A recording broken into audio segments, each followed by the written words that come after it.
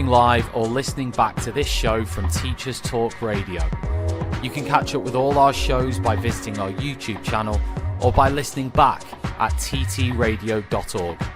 Don't forget to like and subscribe to enjoy more live education conversation from TTR. We hope you enjoy this show. Outstanding, a world-class vision, a world-class this. I'm a real leadership geek, honestly. I've spent my whole career reading books and chatting to people. I just find the whole thing and the announcement, the way it's been announced, bizarre. If you could move away from a model where teachers are so intensely focused.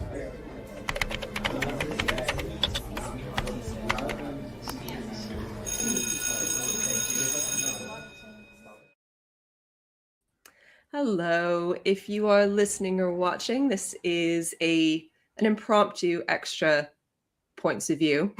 It's kind of part two, carrying on from our normal, regularly scheduled program that took place on Sunday morning. So it's currently Monday night. And I'm Rae, and I'm here with Yasmin Omar, who both of us are normally on Sunday mornings, but weren't able to make it. So we thought we'd have a part two on this particular topic and share our thoughts and around the article that began the whole conversation and some of the conversation that's happened since. So the discussion on Sunday I felt like it was a normal discussion, but there've been some interesting developments since there. But before we get into them, I think it's really, really important that we just mention our sponsors. So first, we've got Hachette Learning. So this show is brought to you in partnership with Hachette Learning, publishers of professional development books and resources. They support great teaching and learning in schools around the world. And if you are interested in leveling up your professional development, you can visit www.hachette, that's HACHETTE, learning.com to explore the full range of titles. And we've also got the BET show coming up very soon, in a couple of weeks. So if you are interested in attending the biggest week in education in the Excel Centre in London, you can attend the BET show. So there are immersive workshops, thought-provoking speakers, hundreds of hours of CPD accredited content, cutting-edge technology, and unrivaled networking. So if you're interested, go to uk.betshow, that's 2 T's.com. And finally, we have our major event in March. We've got Teachers Talk Connect 2026, which is returning. So it's our annual CPD and networking extravaganza. And this time it is on Saturday, the 14th of March in Manchester. So if you're interested in attending, there will be speakers for all sorts of different subjects, different key stages. It's a really, really great opportunity to meet other educators and make some connections and learn some things. And it's a generally really good atmosphere. So if you're interested, it's ttradio.org/connect 2026 to get more information on that. Now, the topic of discussion from Sunday and today, there was an article published in the Telegraph recently. The headline is "Children with Less Severe Special Needs to Lose Support." A white paper to be published later this month is set to argue the spending has become unsustainable, and lots of people understandably have some pretty strong opinions about that. Yasmin, do you want to start by sharing yours? Well, I'm just not sure where to begin, really. For me, there's loads of different angles. There's so many different parts to this that I feel like are really important to mention. There's the perspective of SEND pupils, and there's also the perspective of teachers. And I really hate this idea that, sometimes when we talk about, or when I talk about wanting, things like less exclusions, etc., a lot of the time people say, well, what about the staff well-being? And I'm just really against this idea that one comes at the cost of the other. Mm-hmm. So I don't really want to turn it into something like that, but I definitely do want to cover both, because I feel like there's really important elements about from both sides.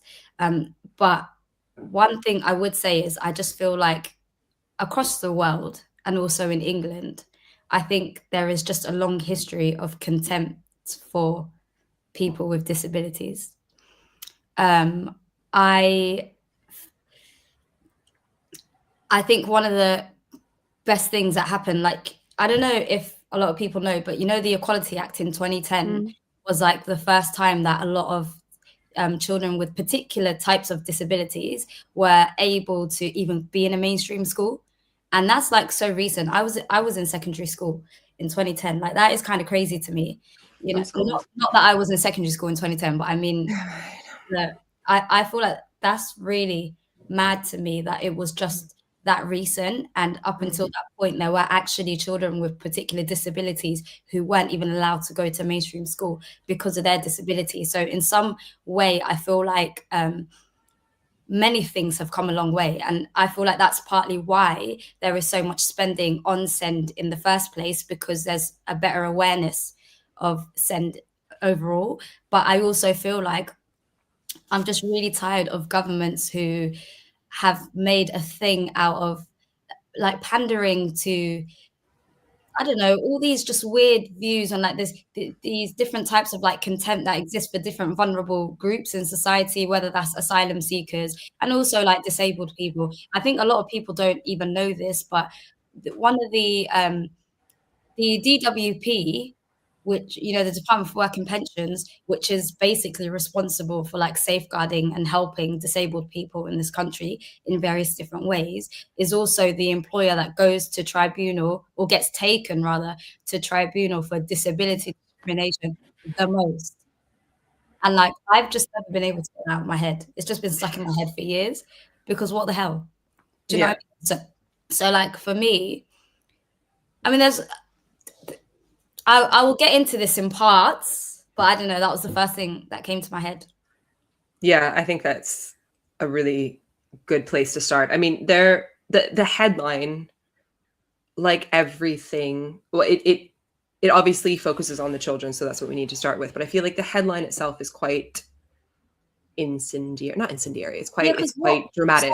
Sorry to cut you off, Ray, but what does less severe mean? What's less severe? Like, who decides? Yeah. The DWP like clearly can't. Like, who decides what is less severe? Like, I was actually having a conversation today about PIP with somebody. First day back at school, you know, I was like talking about PIP. We were just talking about just cuts and stuff, right? Yeah. Just general. And I've met people who have cancer that aren't, or have been rejected for things like PIP. And then other people who perhaps don't necessarily have mobility needs, not that you need to anyway to qualify for PIP or to have a disability, but like people who I'd say don't consider themselves, like, as in, it's not so much about how they consider themselves. The point I'm trying to make is like the DWP have like a really weird,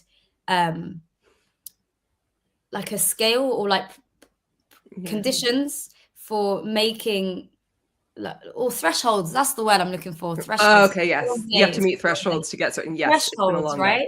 And they don't really make sense. So like, when I saw this, one of the first things I thought was, what does less severe mean? Who decides? Yep. And lose support is vague, but I feel like the vagueness and the dramatic language and the unclear, just the general unclear headline, I feel like that's kind of reflected throughout the article. But I feel like also part of the problem is probably because this is all based on a paper that has not been published yet, that is going to be a list of suggestions or recommendations or arguments. That is not legally anything. And it's not, like, I feel like we're making assumptions about what could happen and what could be in that report based on what people have said previously, which is concerning. And also on like little tidbits of information and trying to fill in the gaps. And so people are making a whole bunch of assumptions and trying to make a coherent article out of it, but it's all just a little bit vague. Like the article itself just leaves me with a whole lot of questions, and some of which are picked up, like where is funding coming from for X, Y, and Z? Who is responsible for this? That's confusing. There are, it does pick it up, but I had to read this like 3 times. And I'm still not entirely sure that I read Because anything of substance. yeah, it's because people are going to see the headline and they're going to froth at the mouth. Yes, you know, another thing taken away from disabled people. That makes, you know, my day so much better. Like, wasn't it just the other day when Keir Starmer like reformed motability vehicles? Personally, I don't know anyone that doesn't see or doesn't use their motability vehicle as like a lifeline, and may possibly have never, you know, gone out or been able to do their food shop or any of those kinds of things if they didn't have that vehicle. But they've, because it's now become a thing on social media to put, like, I'm convinced Keir Starmer like checks like Twitter and stuff. I shouldn't, you know, let me Or not, his advisors do anyway. people. Yeah. But I mean, maybe not him Yeah. directly, but there's definitely an awareness, I think, of like commentary on social media. That's how I feel anyway. And, you know, there are people, it's become a thing now where people take pictures of people using a blue badge, and they get like attacked, or they decide that they don't deserve it, or that it can't be theirs. I'm a blue badge holder, you know, because I've got MS, and yes, I'm able to walk completely fine, like at the moment, and for years, to be fair, I've been in remission, but that it's literally called relapsing remitting MS.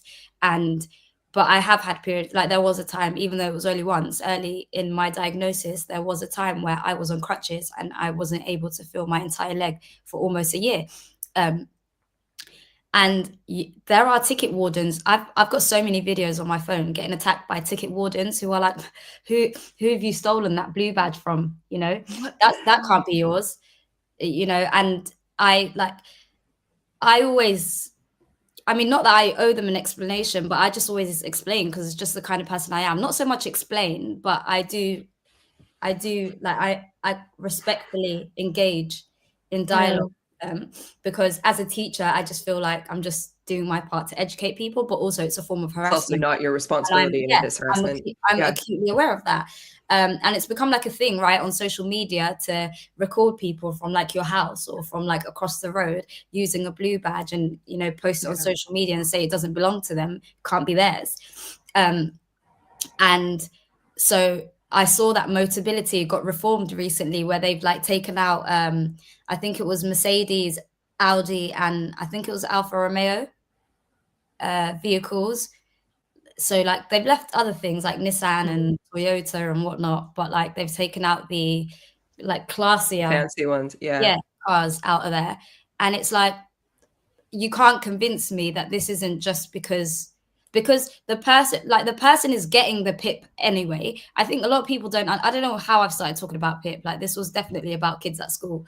But anyway, like when somebody has a motability vehicle, I'm pretty sure it comes out of their PIP payments anyway. It's like that's they're paying for it themselves and through the PIP. So if you just take away, and obviously the nicer a vehicle is, I can imagine the more it probably costs you in your PIP each month to pay for the vehicle.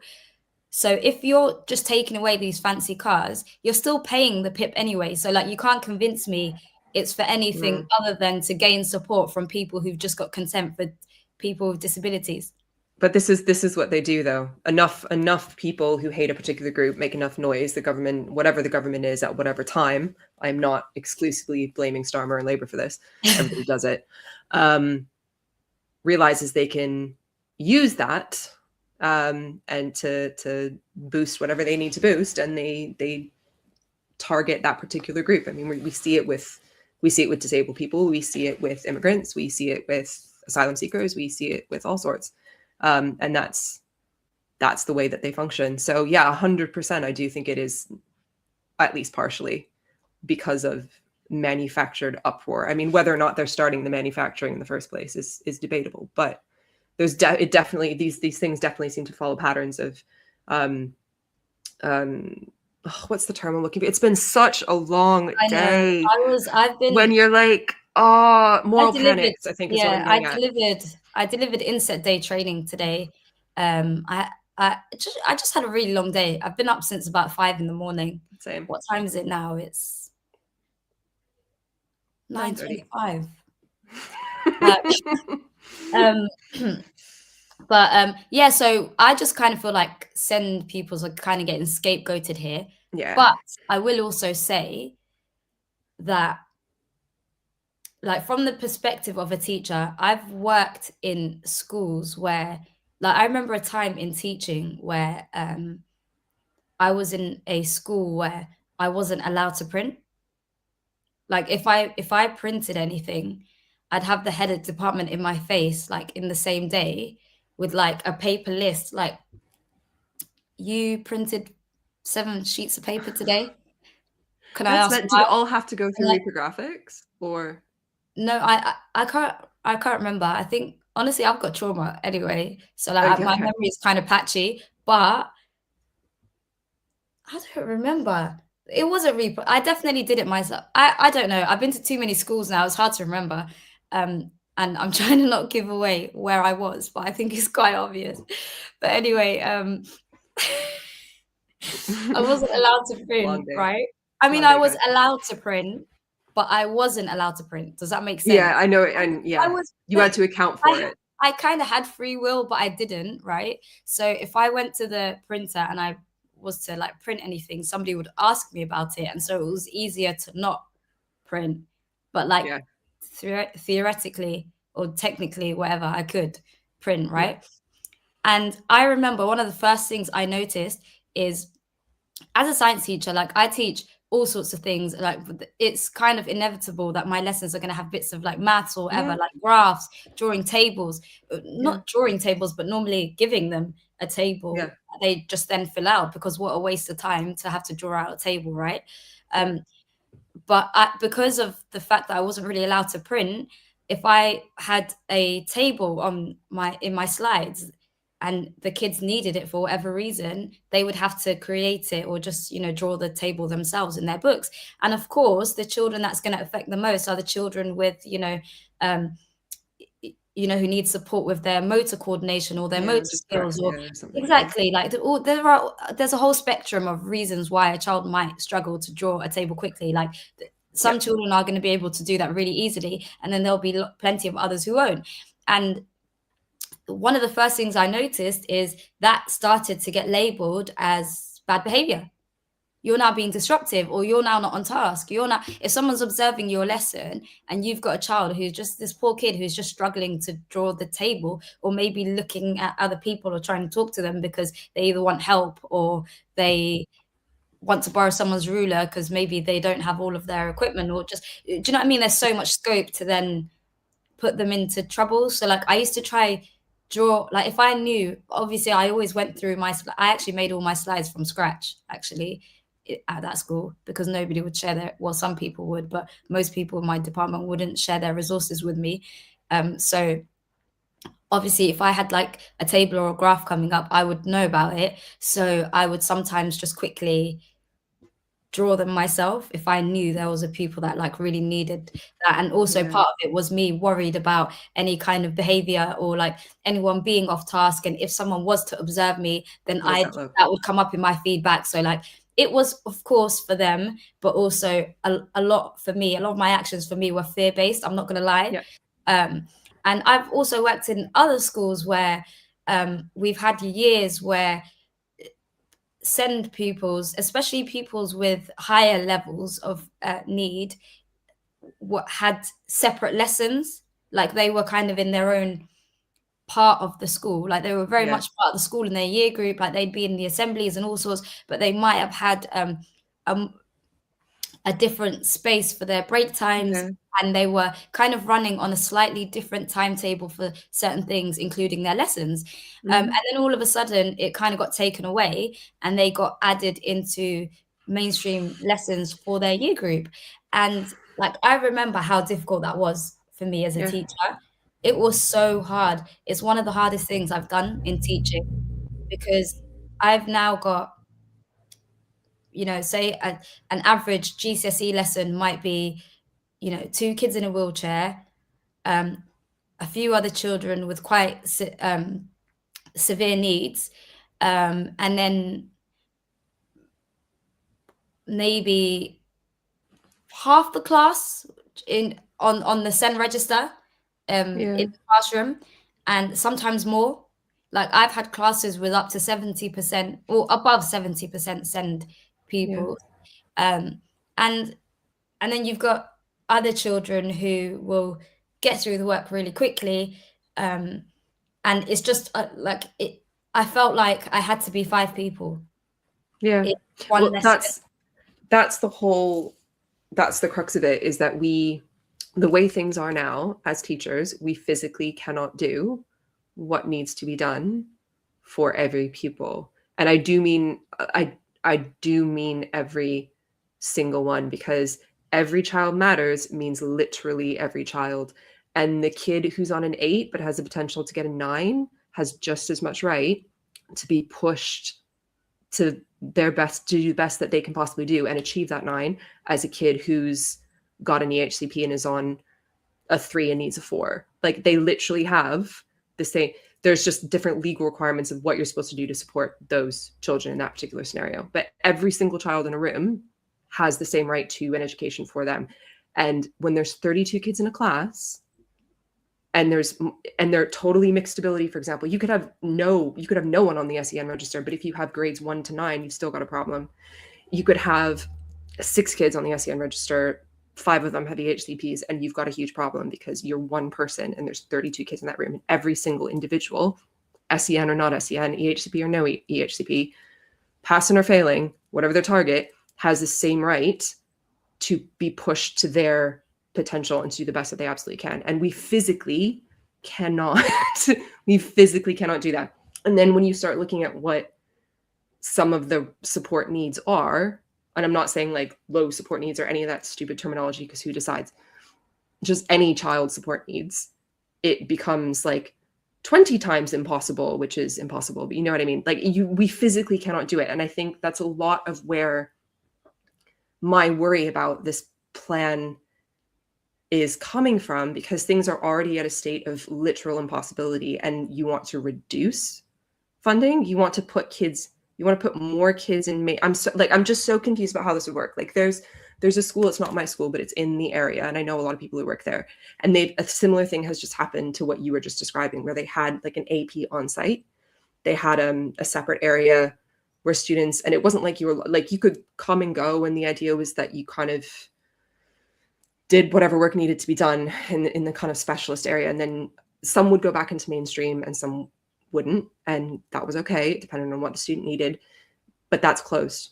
So all these kids who were on roll at that school that were in this specialized provision on site are now back in mainstream classes, and it is difficult. And that is the understatement of the century from what I've heard, but it's not my side. We still have a kind of separate AP system that we're actually in the process of developing and reforming and improving and expanding and all those great things.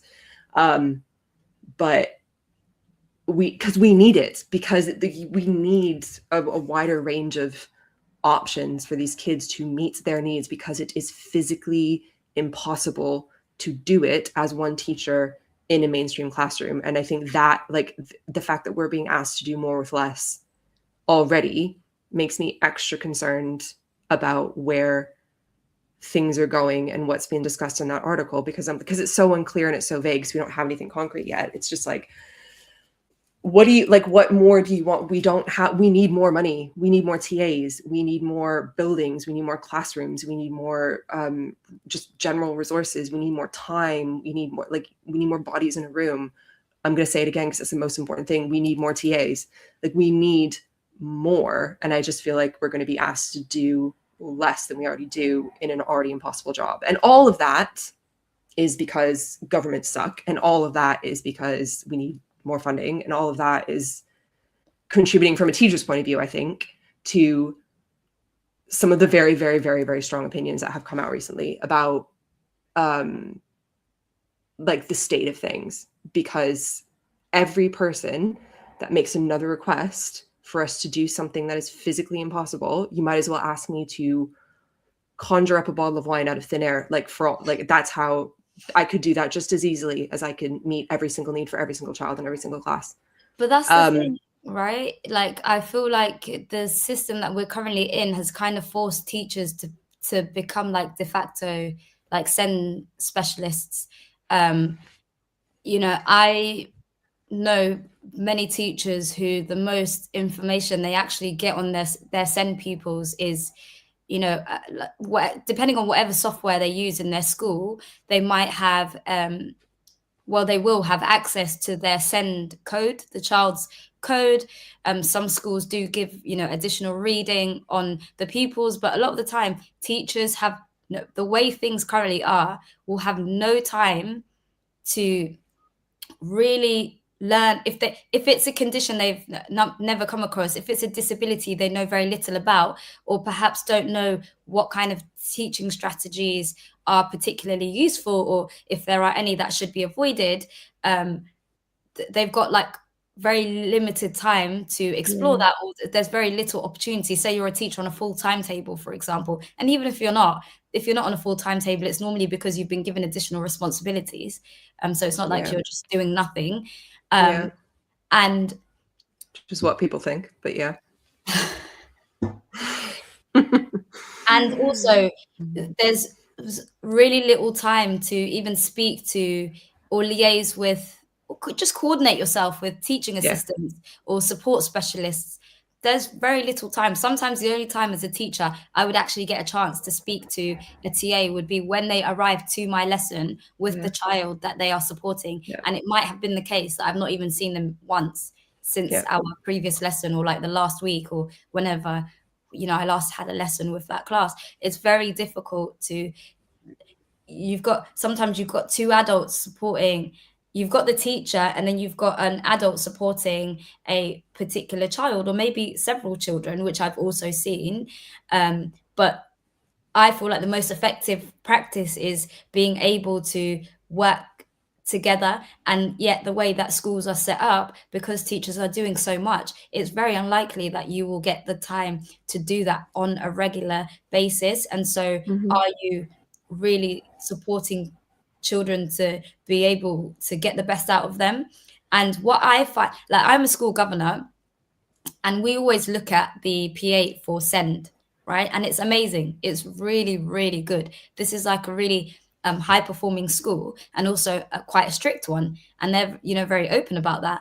And it's funny to me because, like, if I even go back to the Mosborne story, I can't believe I'm saying that word again, but if I go back to Mosborne, I have been told various times in the past that they've actually got the best outcomes for SEND pupils. Now, I've never actually gone and like checked. Like I haven't.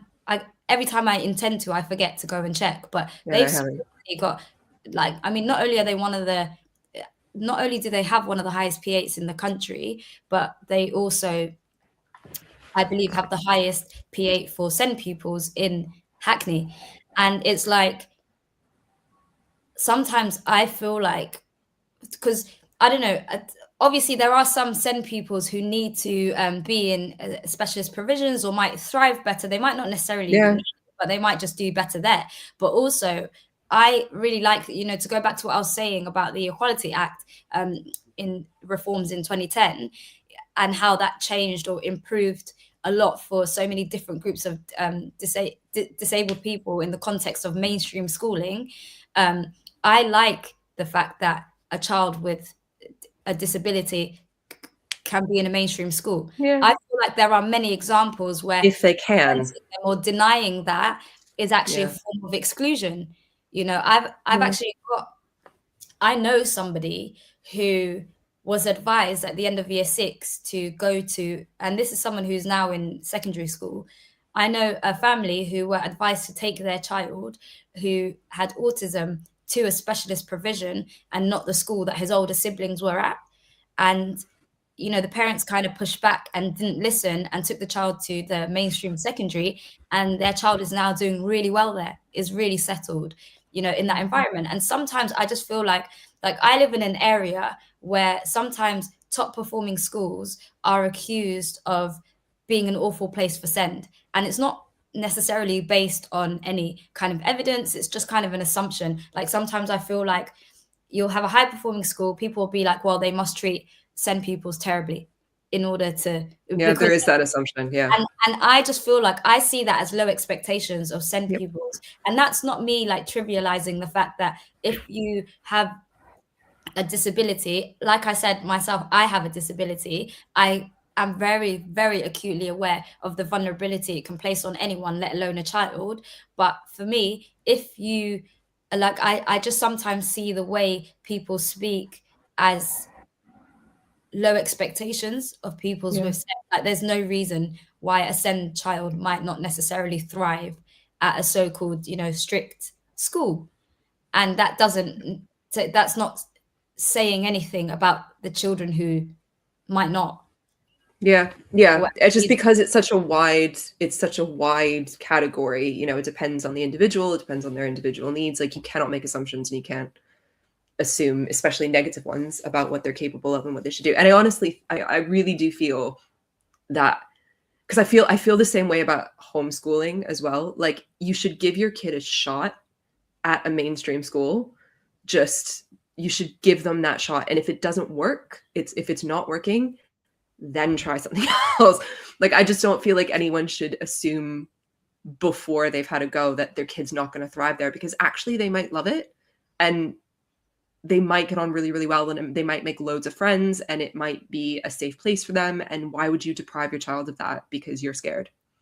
So I always feel like you should try the mainstream before you try anything. Obviously, if it's in any way reasonably possible. Yeah, because there's been as well, isn't it, a rise in like emotion-based school avoidance, especially post-COVID, where I think some parents, like there was that episode we did where we talked about Anna Maxwell Martin.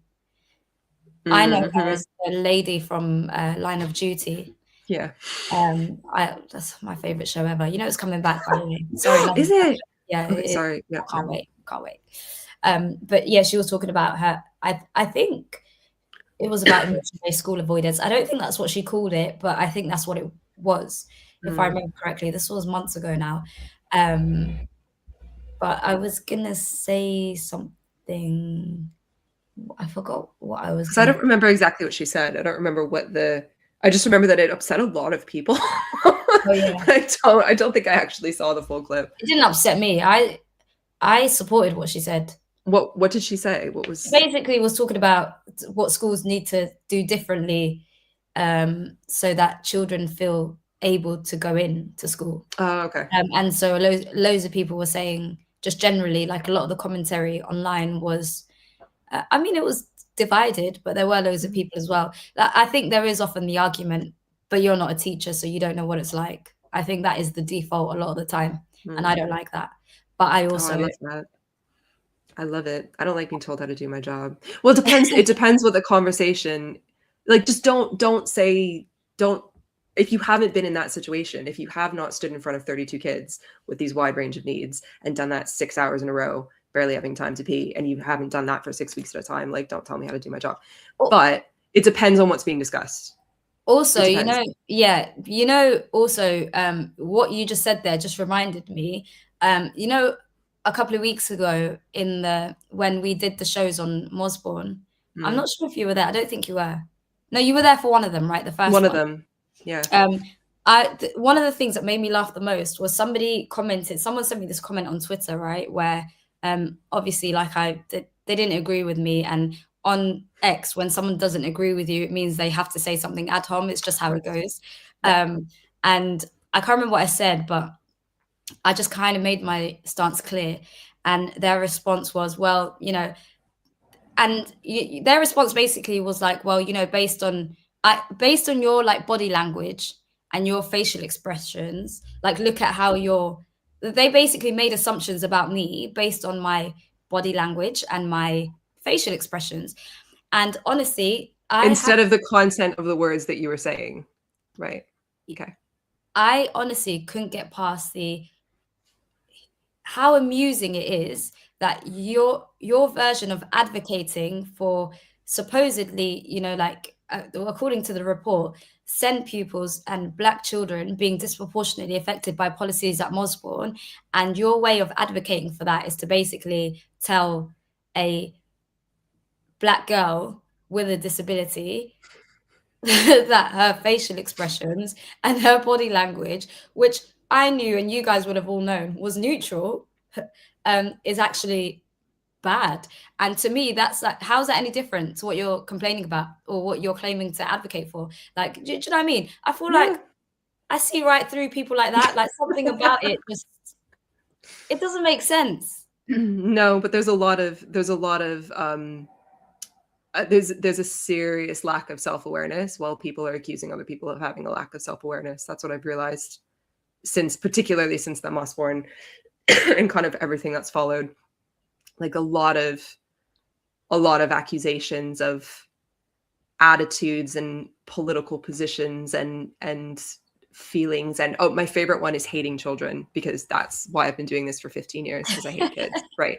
Like I would just I would never, no matter how awful a person I thought someone was personally, or how useless or dangerous I thought they might, well, not dangerous, because obviously that's safeguarding, but how ineffective they were education-wise or professionally, I would never, even people like, I have met some questionable individuals who might probably shouldn't be managing other teachers or running school.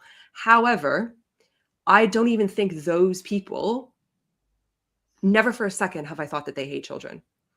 I think awful people are awful people, and maybe they shouldn't be managing other adults, or maybe their ways of going about things are horrible, or their educational outlook is toxic. I may think all of those things, but they care about children and they genuinely believe that they are doing the right, like the best thing for kids. I don't agree with it, and I think it's horrible sometimes, but I would never for a second accuse any one of those people that I deeply hate of hating children, because that's stupid. Like, why would they be in schools educating kids for, like, no one does that. Like, that's not a thing.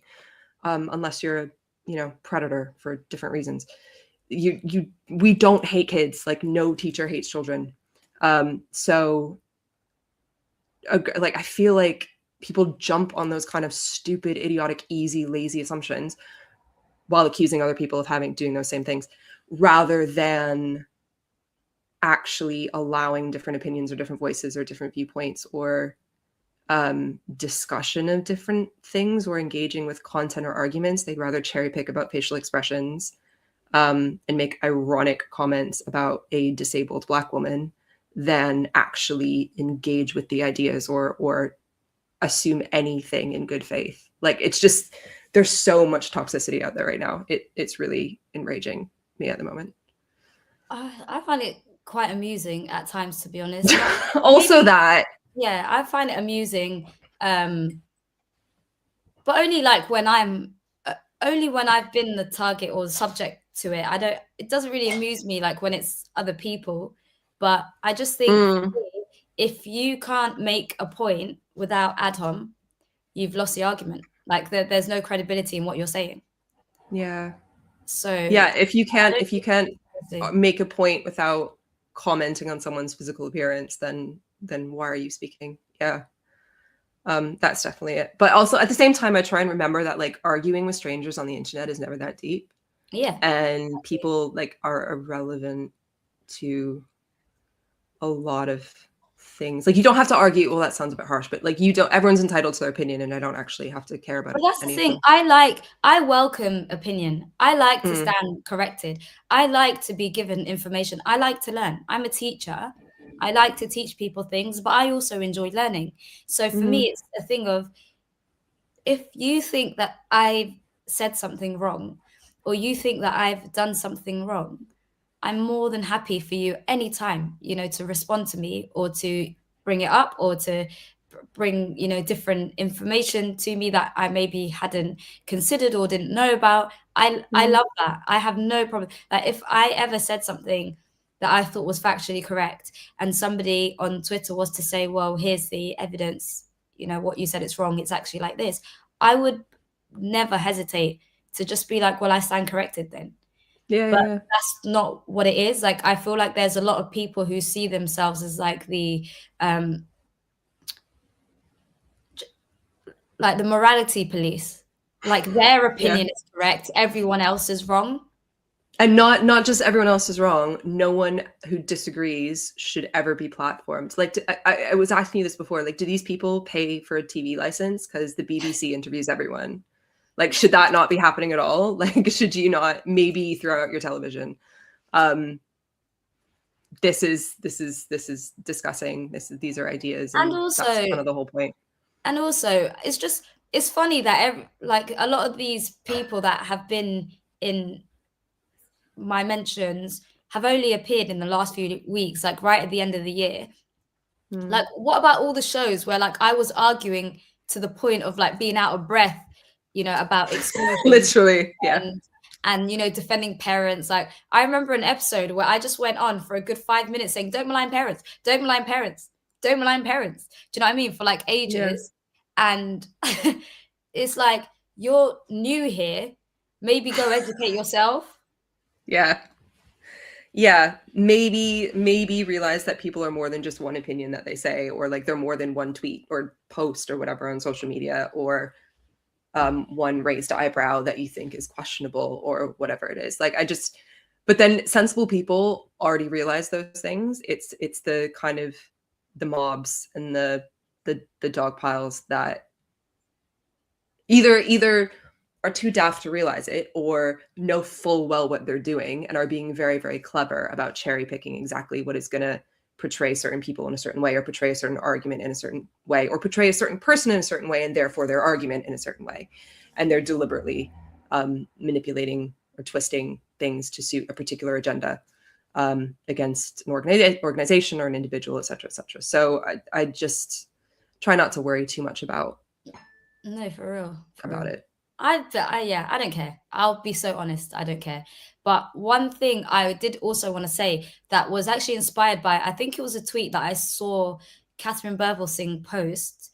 I think it was about, honestly, my brain is slow at this time of day because I've just been going for too long. I don't know if you've ever had the spoons analogy. When it comes to, like, I'm currently in overdraft. But anyway, like, honestly, my energy levels negative spoons, right now. But I saw her tweeting about, like, I think it was like, I'm just kind of like, I don't remember the exact wording, but she said it was something about like victim mentalities and like, I think I saw that recently. Teaching children to rise above it, you know, things like race and class and labels, which I think was in the context of like disability as well. Like, there was a whole host of things. And I feel like I kind of agree with that partially when it comes to things like race, maybe, or class, because those aren't necessarily, I'll get back to why, like, I kind of agree with parts of that. But the one I didn't agree with was disability. I feel like there's no shame in having a disability. The shame is in the stigma in society. And I think it's actually a really good thing in school to teach children about their needs. I think if a child presents with needs and goes on to get a diagnosis, or even if they don't, I think as somebody, I mean, it's a thin line, because obviously if somebody, like, as a teacher as well, I think there are ethical issues with kind of imposing your, like, just because you might know as a teacher a lot about SEND, to just kind of start playing specialist with a child, I also don't see as a good thing. So like, obviously this like needs to be controlled, or like your school needs to be aware of what you're doing. But I think overall as a school, I'm not talking about individual teachers per se, but as a school, I actually think it is a good thing to teach children about their disability and to teach them there's nothing wrong with you, like, you're about other people's disabilities. I feel like that's just as important as realizing that other people can be like, everyone gets upset when there's like a kid in a wheelchair as the main character in a kid's story. It's like, how many kids are in wheelchairs? They need to see themselves as the main character. No. It's about other kids realizing that the kid in the wheelchair can also be the main character. Like, it's not just for them. But anyway, it happens with all protected characteristics, isn't it? It's like whenever there's a Disney film, if like the main character is like Black or like Asian, people are like, oh, you know, like they start complaining about DEI. So like, it's sad. It's sad. I feel like society's become, I mean, I say become very hate-filled. I think hate's always been there. It's just kind of like shifting. It's changing. It morphs. It's morphing over in different forms and things at different times. I just think the outgroups, the targets of any particular society at any given time shift, but the fear of the other always kind of remains, and it's always manipulated by people in power. So, we're biologically wired to be horrible to people that aren't like us, and unless you're very well socialized out of that, people are going to milk it. They're going to find a way to wire themselves in and warp your brain. But reminders, we have some sponsors that we need to hear from again. So Hachette Learning, the show's brought to you by Hachette Learning, publishers of professional development books. So visit www.hachetteLearning.com to see the whole range of titles and get yourself some useful CPD, probably more useful than a lot of what you experience in some schools on inset days. And the BET show is coming up very soon in January, and that's at Excel London. There's lots of workshops, lots of opportunities to make connections. Really great opportunities. Free tickets available at uk.betshow.com. And finally, our Teachers Talk Connect 2026 is in Manchester on Saturday, the 14th of March, which is actually the day after my birthday. So I don't know if I'm going to be there, but I will try. It is great. It is wonderful. It is highly recommended. And you should visit ttradio.org/connect 2026 if you are interested in coming. It's funny because the BET show is the day before my birthday. But you're going. I am indeed. You are. Yeah, no, I should. I'll get a train to Manchester hungover. But it's easier to go to something before your birthday than it is after. Yes, it is. Also, I don't really care about my birthday. I don't know if I've told you, but I hate January. And I hate being January. Yeah. And I decided to boycott my birthday for 2 years. And I decided to just change my birthday. Like, you obviously can't change it by deed poll, but on the day when I got like a whole bunch of messages, I just thought, well, it's not my birthday. I've decided it's on the 24th of February instead, because at least it's like slightly warmer and we've got about 45 minutes extra sunlight in a day. True. By that point. So I was just like, well, I'm just not going to respond. I'm going to reply to everyone on the 24th of Feb and say it's actually my birthday today. And then I got really carried away. The year after that, I changed it to my half birthday, the 24th of July. I was born on Blue Monday, which is statistically the most depressing day of the year. Depressing day of the year. Yeah. I was born at 7 a.m. on a Monday. And it's like the day where people's New Year's resolutions are most likely to fail. It's when people are like the most broke. It's when like winter's dragged on and like you're like 3 years into January by that point. Like, tell me one good thing about late Jan. Nothing. There isn't anything. There's nothing. This is the worst time of the year. I try not to leave the house. But I hated my birthday growing up because in Canada, when I was younger, before I was 9, we moved to the Bahamas. But before, we have March break. So there's always this week holiday in the middle of March. So my birthday was always in the school holiday, and I never got to have cupcakes at school. I never got anyone to sing me happy birthday. I never got to be the special helper because it was never my birthday ever. So I really hated it, and I tried to do the same thing of changing my birthday to my half birthday, September 13th, and it just never stuck, and so I just haven't done it. Yeah, but anyway, part of why I changed my birthday to my half birthday is because all I've ever wanted for my birthday is to have a picnic. And you can't do that on the 24th of January. So I'm going to... You can in Australia. Yeah, but I'm in Newham. So yeah. Yeah, I don't know. I'm still in two minds. I haven't decided yet. I'll see how I feel on the day. But I might just have to reschedule it. Or I could have 2 birthdays in a year. I feel like I deserve it as someone born in late January. You know what? I don't care about my birthday, to be honest. I don't feel like it's a big deal. But that show's more important. It is indeed. It is indeed. So is TTR Connect. I will go because I think Tom might kill me if I don't. So I'll make it work. I will make it work. Anyway, I mean, do we have anything to add here? I feel like we've said our piece about. I feel like we've said what we would have said on Sunday, and I feel like we've addressed some of the ridiculous concerns that we've had since then. I'm gonna catch up on them after this. I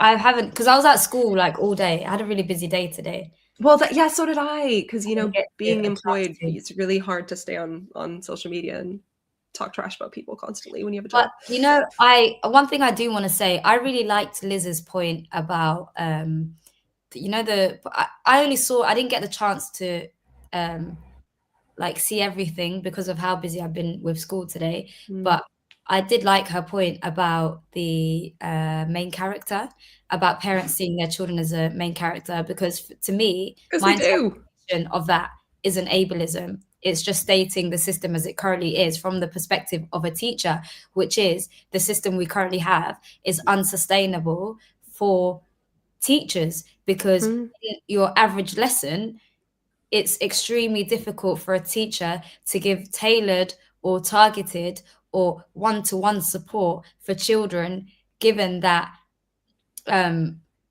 all of the children, as you mentioned earlier, Ray, are equally important. Like we can't place children on a sliding In a scale. hierarchy, no.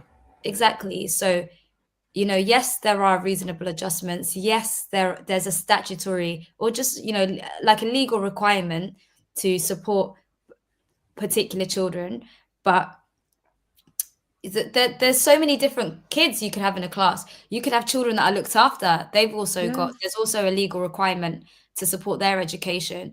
You could have there's so many different groups of children you could have in And they all one matter. given All of lesson. them.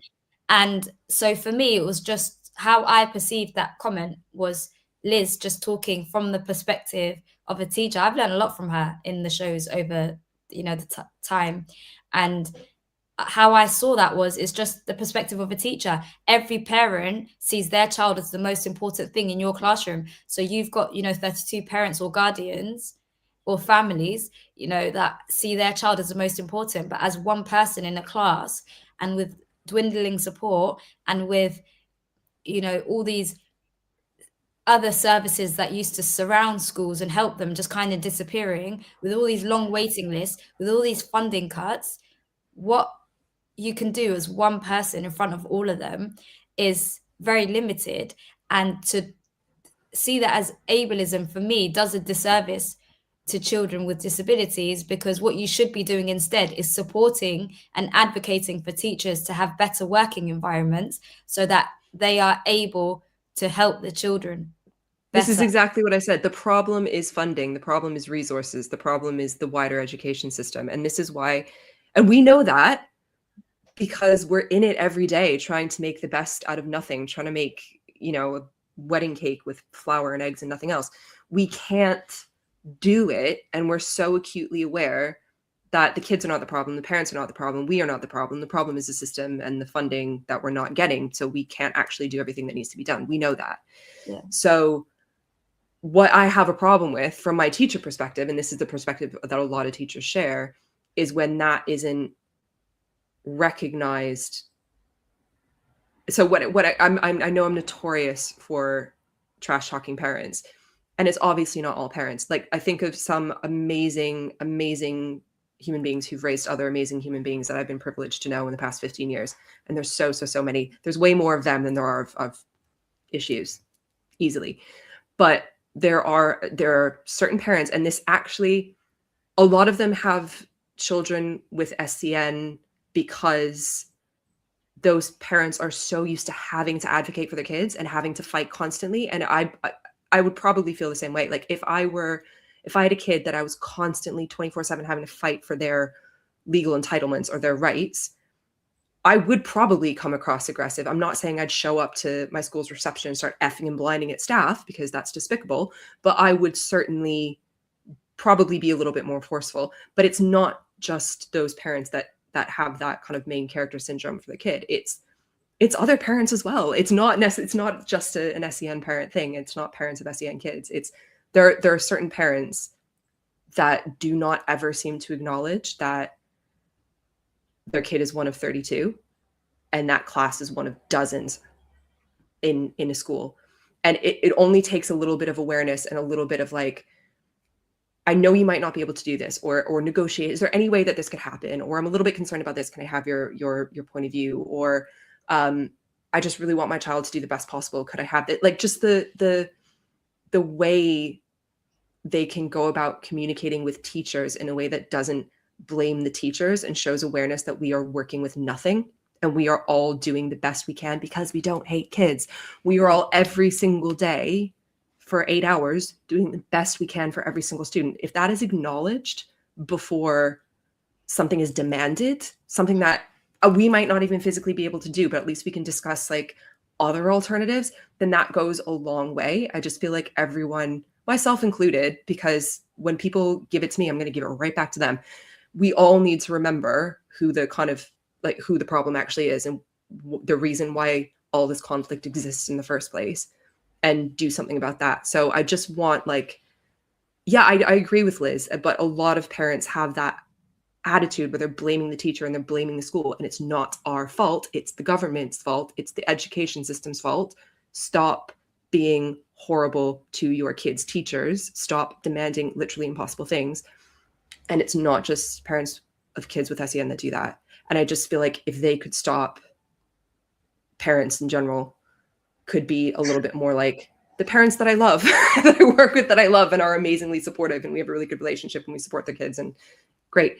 If they could be like that, and I wasn't constantly getting, and I'm thinking like not in my school now, but like historically, if I'm not getting blamed for things that are completely out of my control, then that relationship is going to function a little bit better.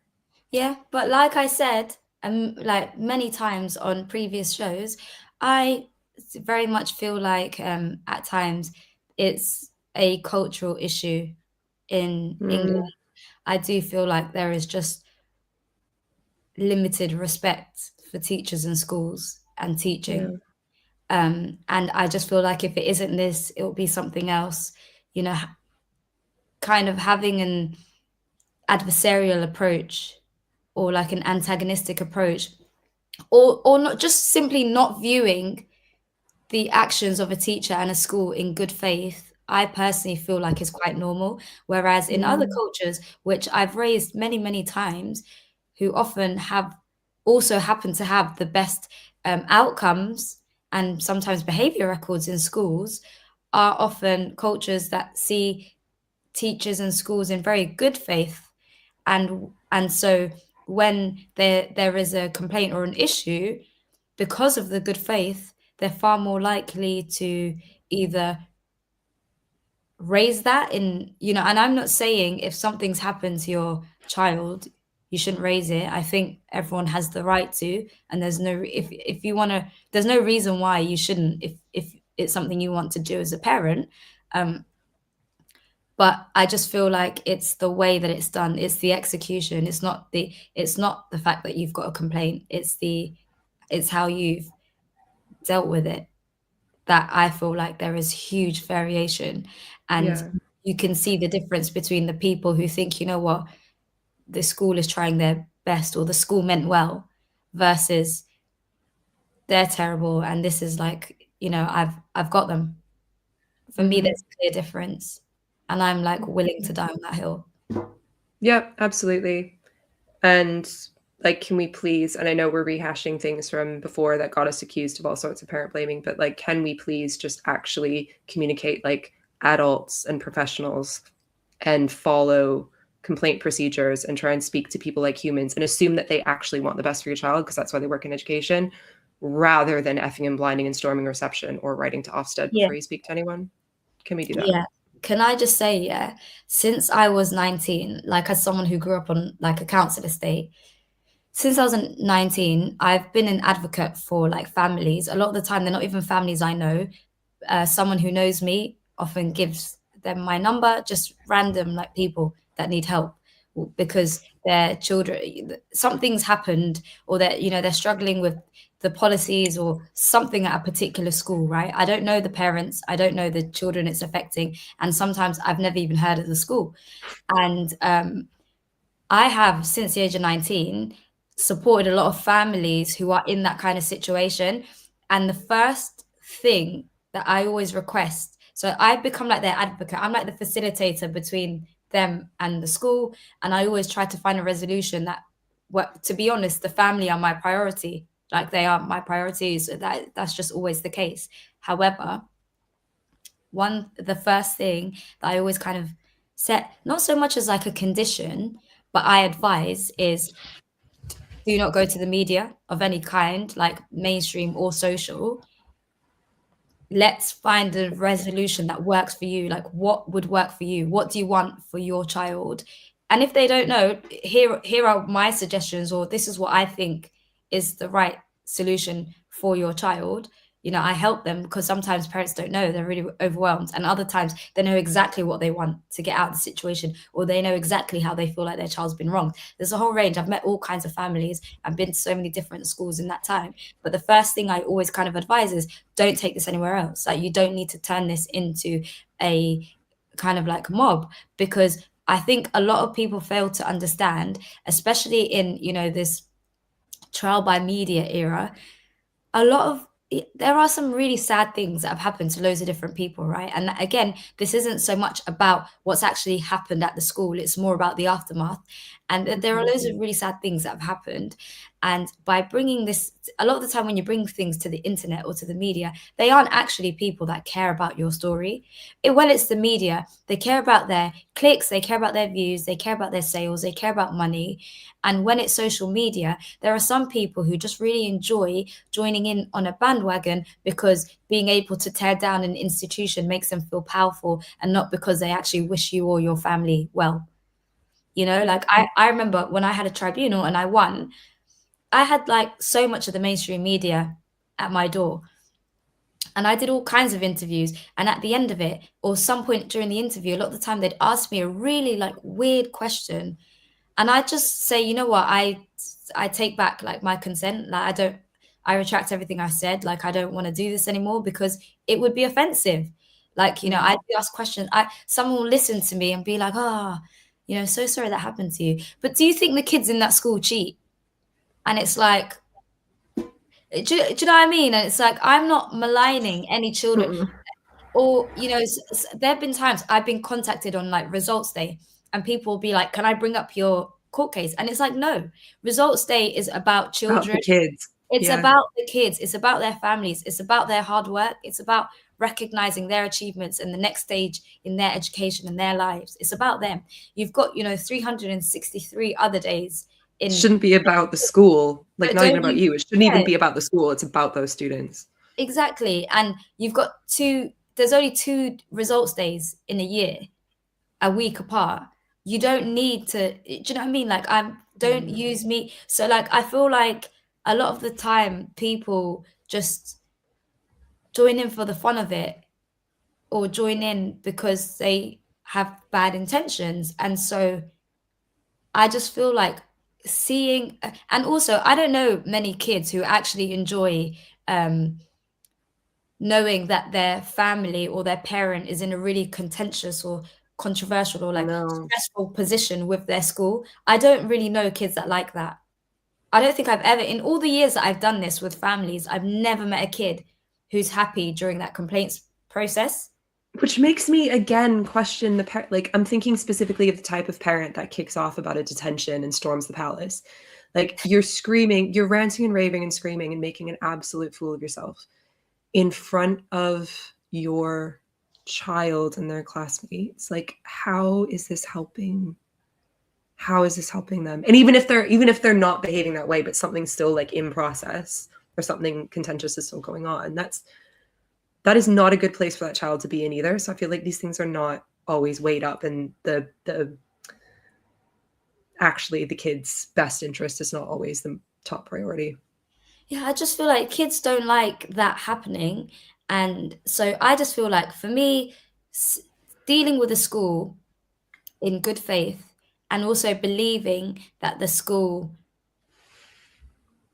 are working with you in good faith, is always a good thing. Now, I know it's not always the case. I know that very well. As someone Somali, it's someone in a headscarf, someone with so many like overlapping identities. There are times where, I've been treated really poorly by school senior leadership teams, despite being a senior leader myself. So imagine a parent who doesn't have, because I see my role as a form of privilege. If I'm going to a school to advocate for a child, I know I'm in a really strong position because of my experience and background.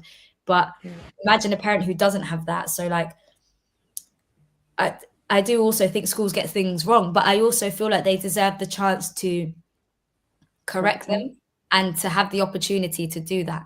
And I just feel like the best thing that people can do for all children in schools is to, unless, of course, you know, there are exceptions, there are legal issues, there are actual like forms of discrimination. I'm not talking about that. I'm just talking about everything else. I just feel like viewing your school as a good place will take you much further in what it is that you want to achieve and the outcomes that you want to help you or help your family or child progress at school. Agreed. And that's the end of my rant. Can we stop there? Because I'm genuinely starting to lose my voice. Yeah, I don't know why I'm wearing so many layers. It's just, I can't deal with this cold. I look so like, I just look, I don't know. You look cozy and warm. No, I am. But I'm also very tired. Yeah. It's that deep, you know, when you've barely slept and it's like 10:16 on the next day and you just feel like I'm actually warm right now, but there's a cold in my bones. Like there's a deep inner cold. I need to go to bed. There's no way it's 10:16. That's crazy. It is. Hopefully no one's listening right now and they'll all listen later instead of live because that's ridiculous. Go to bed. So thank you for listening. Hopefully no one listens at all. We can have some peace, maybe. Who knows? Probably not. There'll be screenshots of my mouth open with people making. Anyway, there'll be someone with my face like really close. No, it's not. We need to sleep. We need to sleep. Okay. So thank you very much for listening in. This has been Points of View Part 2. Good Bye. Outstanding, a world-class vision, a world-class this. I'm a real leadership geek, honestly. I've spent my whole career reading books and chatting to people. I just find the whole thing and the announcement, the way it's been announced, bizarre. If you could move away from a model where teachers are so intensely focused